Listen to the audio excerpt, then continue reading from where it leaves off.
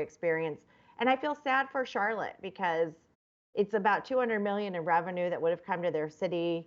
We were ready to go. We love that city, and the governor is still keeping them in phase 2 with only 10 people allowed inside of an indoor venue, and won't even give them guidelines for phase 3. And I think he's playing politics and didn't want us there. Sure, the governor's a dope. And I think every businessman and businesswoman in Charlotte, North Carolina, should be outraged, should be absolutely outraged. I was in Cleveland, I was in Minneapolis, I was in Minnesota. I have been going to these conventions since 2000. They are a bonanza for the city that hosts them, Chairwoman McDaniel.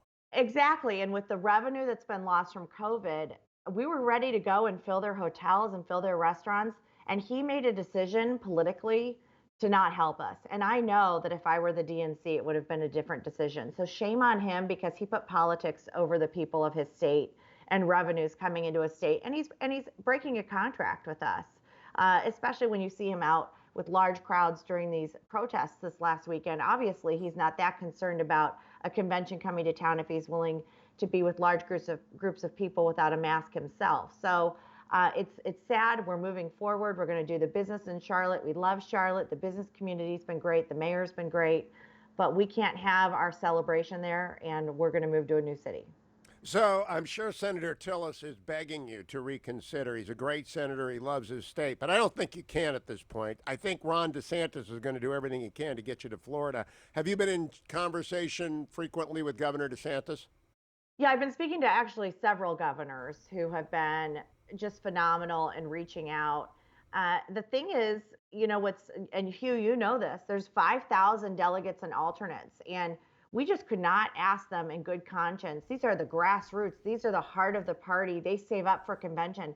We can't ask them to go to a city and be committed to 5 nights of hotels and say, by the way, you can't go to a restaurant. We can't have a meeting. We can't go to the convention center. And you're going to basically be sheltering in place. So these other states are saying, you can have your convention, and we want the party here. We want our hotels filled, and we want our restaurants filled. And Ron DeSantis has been great to deal with. And it's going to be wonderful in Jacksonville if that turns out to be the case. A beach town is always fun, provided there is no hurricane. I liked it in Tampa when we got to actually have the party, and when you got through security. It's just a balancing act. Do they have the hotel rooms that they need, Chairwoman McDaniel? Because that is always the key. I ended up staying in St. Pete's Beach in Tampa, which took me an hour and a half to get downtown. I have endless grievances against Tampa Bay, but I love the city. But endless grievances about that convention. What about hotels in Jacksonville? Yeah, that's obviously the biggest concern we have, hotels in any city. One, we need to lock them up before everybody starts jumping in and trying to get hotel rooms, which we feel like they have a good allotment of hotel rooms. They're very inexpensive, which is good. They're going to be affordable. They're going to be a little further out, some of them, if it ends up being there. Nashville obviously has huge hotel capacity. I did get a last-minute call from Las Vegas. They obviously have hotel capacity, but we feel very good about where we are on the hotel front.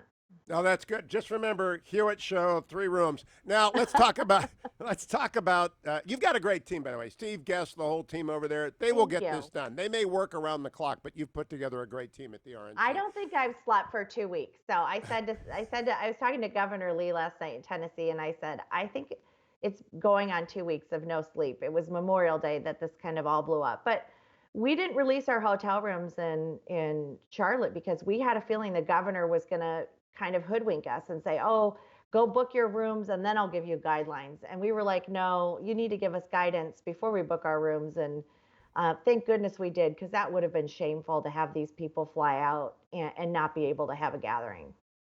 Any doubt in your mind, if it had been the Democratic convention, that he would have made it happen? Absolutely no doubt in my mind.